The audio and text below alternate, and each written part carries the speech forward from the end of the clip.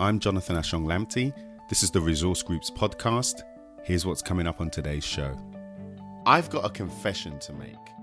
It's something that I've wanted to address for a while, but I've only just decided to address it now. There is a staggering body of evidence that suggests that one of the primary reasons for individuals to join an employee resource group is to foster a sense of community. It occurred to me that we should do more to cultivate a dialogue, not only between, for example, you and me, but between you and other listeners.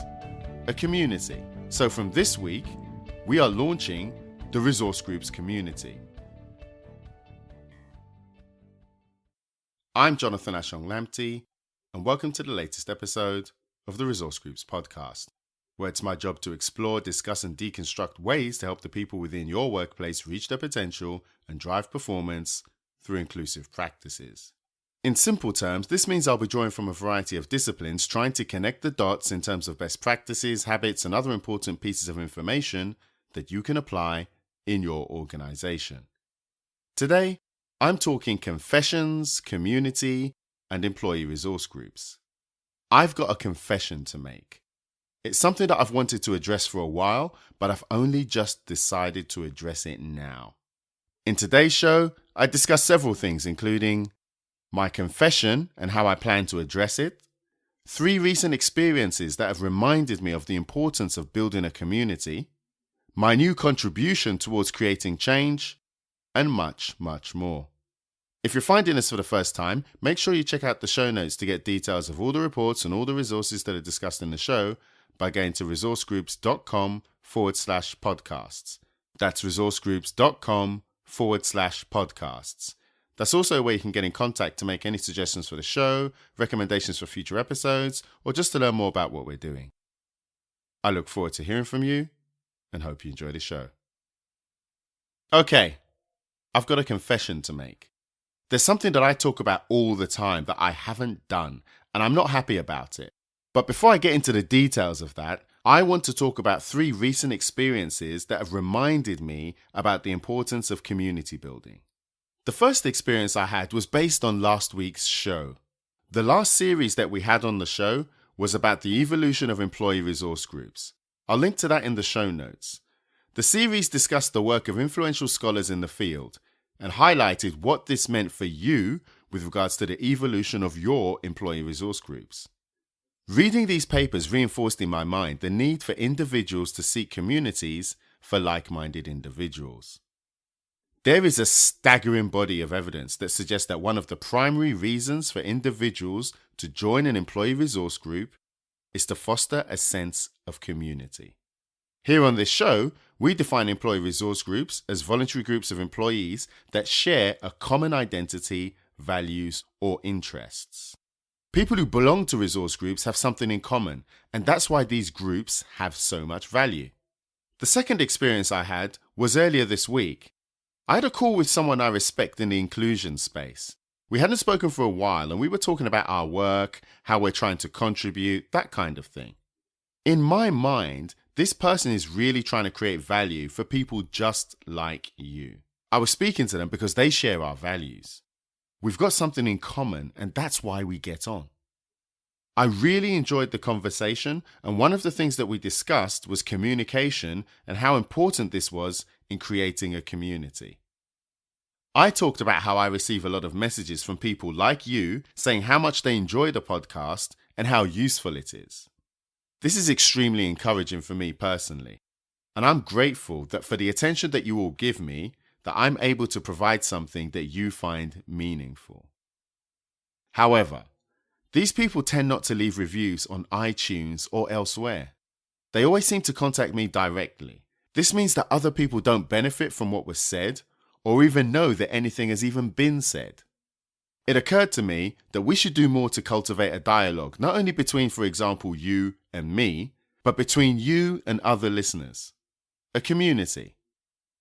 The third and final experience I had was a conversation with an entrepreneur. This person runs a growing business and, like a lot of people, recently attended a diversity and inclusion workshop. This person has postgraduate experience in a diversity-related subject And after the first day they attended, they very much felt as if they could deliver the course or something similar, and wanted to know if I would be interested in partnering on an initiative. Now, I'm always looking for the right type of partner. Who isn't? But it became clear that our values weren't aligned because they recognized that I was trying to cultivate long-term change. They liked that, but they opted out. Now, this isn't the first time I've spoken to this person about this type of thing. Like many others, they've recognized an opportunity to make money from responding to organizations who are interested in diversity and inclusion as a generic tick box exercise. And this reminded me of the need to create a community of people with those who have something in common with me. Regular listeners to the show would have heard me say that I'm personally committed to making a contribution to a global community of individuals who are working towards changing the workplace through inclusive practices. Regular listeners will also have heard me say at the end of every show, quote, on LinkedIn, we have a page called The Resource Groups Company, and we have a slideshow that summarizes everything that we talk about today. And here's my confession for the regular listeners. I haven't been updating the Resource Groups Company page on a weekly basis. And so I'm sorry if you went to the page and couldn't find the slides, but I want to fix this, and I also want to start to build a community where you, me, and everyone else can start to have more of a dialogue.